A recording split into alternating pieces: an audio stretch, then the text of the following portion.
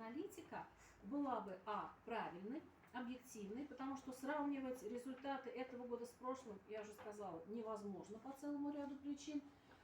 Это первое.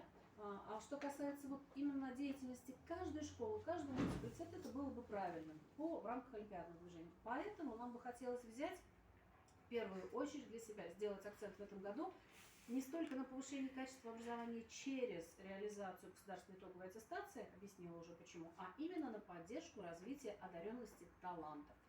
Во-первых, инфраструктура в республике создана прекрасная для того, чтобы это делать. Во-вторых, повышение качества образования и, собственно, очень сильно меняются коллективы школ, и тоже очень много делается для того, чтобы развивалось это направление. Поэтому основные задачи, которые мы видим, это именно задачи по развитию одаренности. Те, которые можно было бы в вашем сборнике отследить, отсмотреть.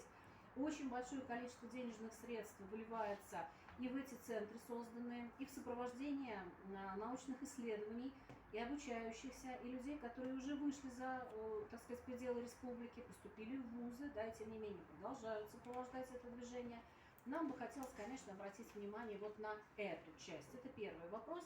Первая зона такого серьезного нашего внимания на реализацию 21-22 учебного года и задачи на 23 год. Следующее направление – это все, что связано с развитием функциональной грамотности обучающихся и реализацией обновленного ВГОС.